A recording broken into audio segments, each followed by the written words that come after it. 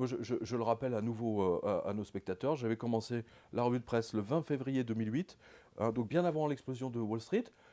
J'ai pas le souvenir d'avoir vu des économistes français venir à la télévision pour avertir les gens de l'explosion de Wall Street. Ne serait-ce que pour sauver leurs économies. Ne serait-ce que pour sauver leurs économies. En, ju- Vous en êtes juin, en juin le- 2008, le Front National avait fait une conférence de presse spéciale pour annoncer avant la fin de l'été l'implosion du système bancaire mondial. Donc on savait déjà plus ou moins la fragilité des banques qui se renouvelle à l'heure actuelle encore. Et c'est de là qu'on avait pris la décision. Si Comment vous voulez. expliquez-vous cette démission de tous ces économistes français? Vous les côtoyez, vous êtes à Bruxelles, vous les voyez. Je pense Dans qu'il y a une les- dans certaine, les- il y a une doxa. Ils finissent par croire à ce qu'ils racontent.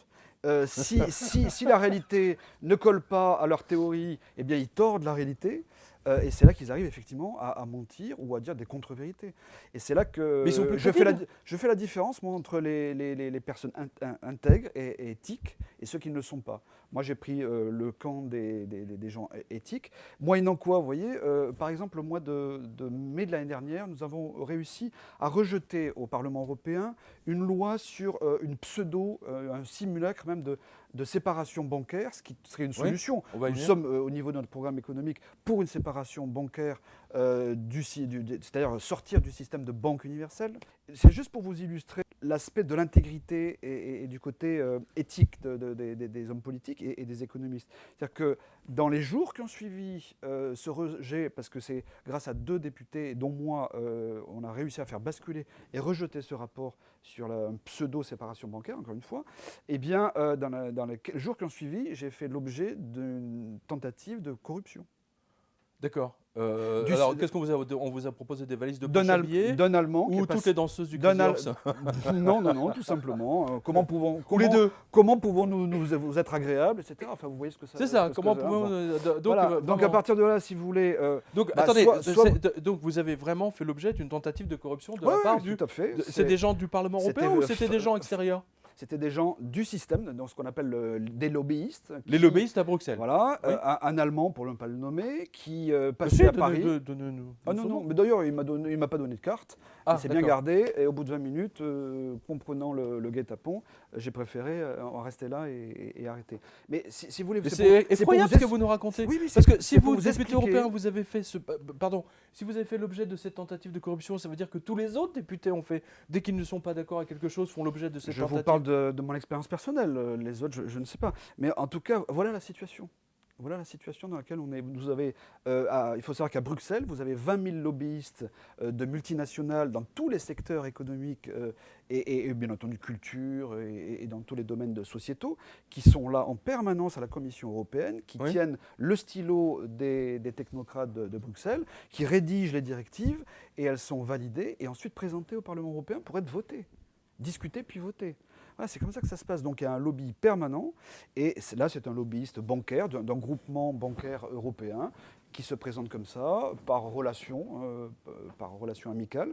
Et puis on vient comme ça, ouvertement, vous dire, mais attendez, on vous dit, ben, vous savez, vous avez fait basculer quand même par vos votes un rapport très important présenté par le PPE. Le PPE, pour vos téléspectateurs, c'est l'UMP au niveau de l'Europe. Bon, D'accord. qui était présenté sur cette loi bancaire. Parce que tout tourne autour du système bancaire. Hein.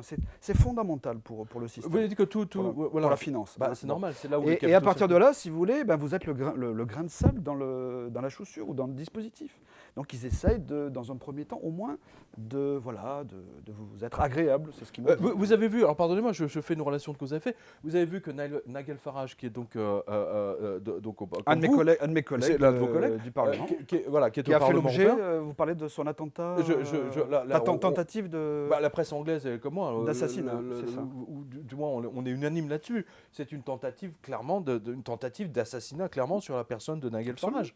Hein, on va remontrer On ne supporte pas l'opposition. Monsieur Farage pèse beaucoup au sein du Royaume-Uni avec son parti, le UKIP.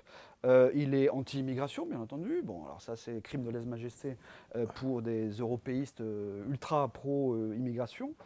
Et on en parlera, si vous voulez, peut-être tout à l'heure, Oui, du lien entre l'économie et bien sûr. l'immigration. Et à partir de là, il représente un véritable danger.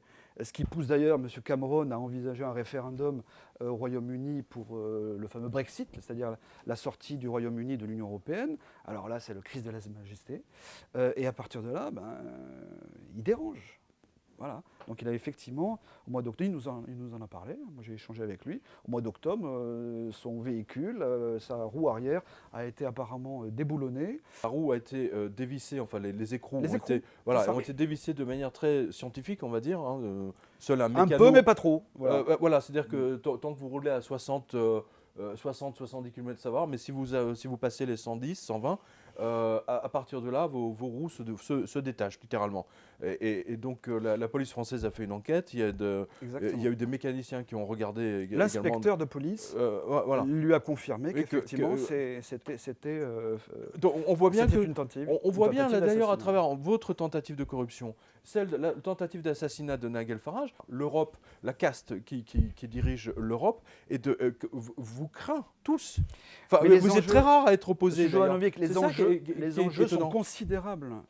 On parle de plusieurs milliers de milliards d'euros qui sont en jeu au niveau de l'ensemble du système financier et bancaire européen.